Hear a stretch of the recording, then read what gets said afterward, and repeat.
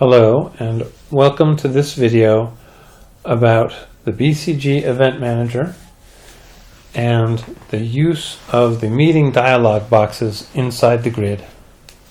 Whether you're creating a new meeting or whether you are editing an existing meeting, the grid will show you every meeting in your event. I'm going to edit the meeting ID number 1192, and you can see that a very complicated looking dialog box comes up. It does have a great deal of information in it, so I'll go through it one by one. Now, for regular users, regular organizers of meetings, they will not be using the grid. This is for administrators only. They will use the Request tab instead. This is on the Grid tab. So when an administrator sees a meeting, they see the name, just like a regular user would, but they also get this Client Confidential button. At any time, if you're curious what a particular field does on this dialog box, you can hover it with your mouse, just like I'm doing with Client Confidential, and a hint will show up. This says, check this box if nobody should see this meeting on the agenda, and that's exactly what it does. If you want to hide this meeting from being listed on the agenda, simply click the Client Confidential checkbox. Here's an example.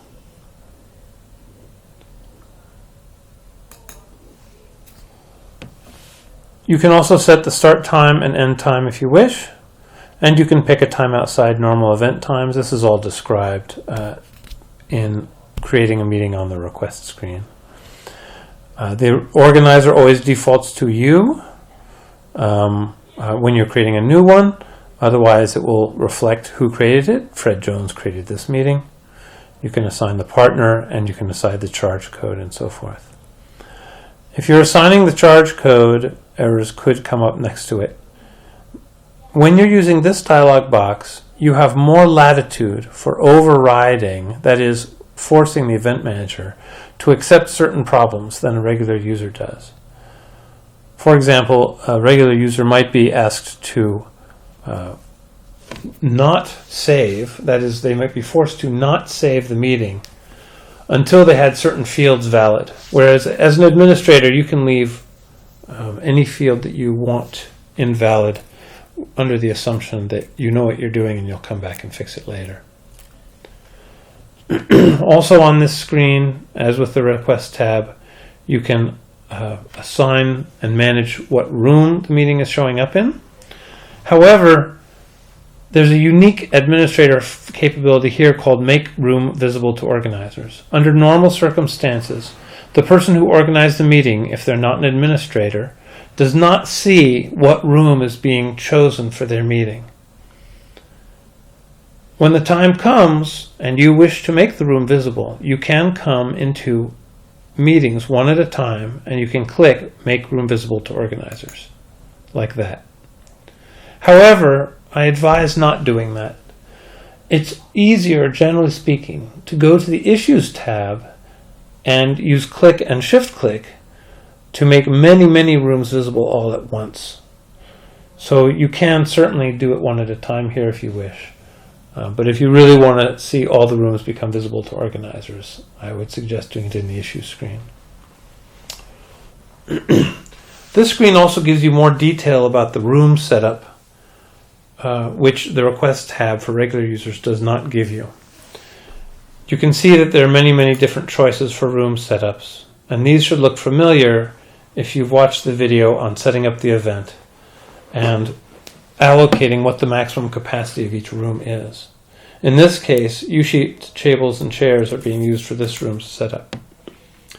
It's important to note when you're an administrator as well that a meeting might have lead time.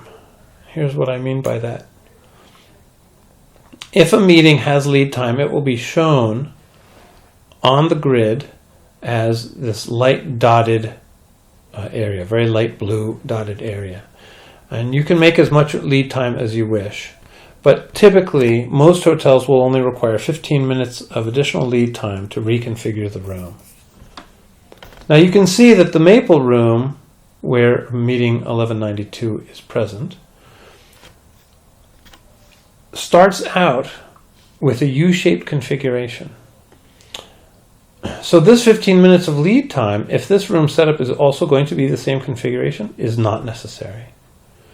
So I'm going to fix this error by setting my lead time to 0.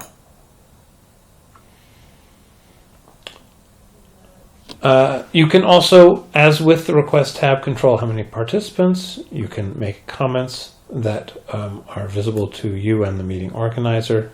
You could manage the audio-video resources. And if you're an administrator, you can also manage the food and beverage. Now, there's a separate video on the details of doing this, so I won't cover it now. And importantly, you get a complete running history of every single thing that has ever been done to this meeting.